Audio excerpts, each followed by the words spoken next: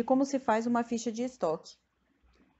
A minha sugestão é que se você está fazendo um exercício no seu caderno em uma folha sulfite, que você use essa folha deitada. Isso porque a ficha de estoque é muito útil para um controle visual. Então, se você tiver a letra muito grande e correr o risco de que uma das colunas fique em outra linha, isso vai dificultar muito o seu trabalho. Então, ou faz a letra bem pequenininha, ou faz isso com a folha deitada, para a gente garantir que todas as colunas vão estar em um mesmo plano. A ficha de estoque é uma ferramenta que as empresas utilizam para o que a gente chama de inventário permanente, que é um controle de estoque detalhadamente em cada transação. Então, a empresa registra entrada por entrada, ou seja, compra por compra, e saída por saída, ou seja, venda por venda. Isso de forma detalhada e por ordem cronológica, quer dizer, por ordem de data em que a transação ocorreu. Então, a primeira coisa que a gente vai escrever na nossa tabela é a data.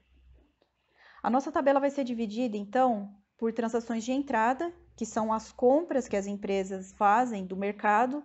No caso das empresas comerciais, são as compras de mercadorias que ela vai revender, por exemplo. E no caso das empresas industriais, é o valor de compra das matérias-primas que ela vai transformar no seu processo industrial. Lembrando aqui, então, que o valor de entrada vai ser o valor das compras líquidas, ou seja, a gente vai considerar nesse valor os fretes e seguros sobre essas compras e vai descontar do valor total da nota as devoluções, os impostos recuperáveis, os abatimentos, os descontos comerciais. Então, o valor que entra aqui no nosso estoque já é o valor líquido desses descontos, desses impostos recuperáveis, incluindo o valor de fretes e seguros, e todos os outros valores que forem necessários para que essa mercadoria esteja à plena disposição da empresa. Essas entradas, o valor dessas entradas, é o que a gente chama de custo de aquisição. Esse custo de aquisição serve para o custo histórico, que é o que a contabilidade trabalha para registrar as suas transações. E por isso ele é base para o custo das mercadorias vendidas. Isso quer dizer que a empresa vai vender suas mercadorias por preço de custo? Não, né? Isso quer dizer que custo e preço são coisas diferentes. O preço é o valor que o cliente nos paga para obter a nossa mercadoria. E o custo é o valor dessas mercadorias que a gente entrega para o cliente. E é esse custo que a gente controla aqui na ficha de estoque. Então, a primeira coisa que a gente vai registrar são as entradas. A gente também vai registrar as saídas, que é o valor de saída dos materiais entregues para os clientes, toda vez que a gente vende uma mercadoria.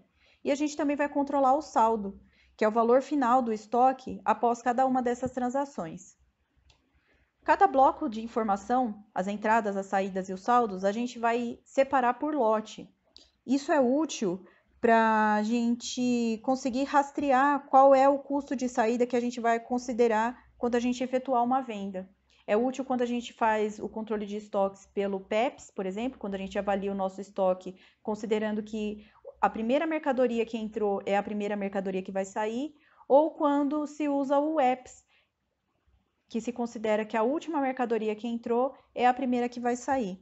O lote, por mais que nos materiais didáticos e em outros materiais que vocês possam encontrar por aí, o lote não esteja detalhado, ele é bastante útil para a gente fazer esse rastreamento. Por isso, então, na construção da nossa tabela, a gente vai colocar o lote.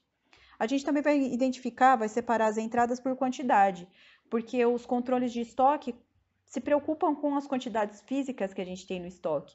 A gente precisa saber quantas caixas, quantas unidades, quantos litros, quantos quilos, qualquer que seja a unidade de medida que a gente escolhe para o controle físico das mercadorias nos nossos estoques.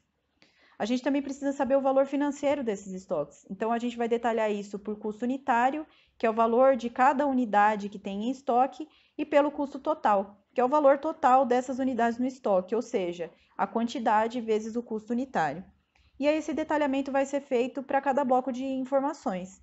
As entradas vão ser detalhadas por lote, por quantidade, custo unitário e custo total.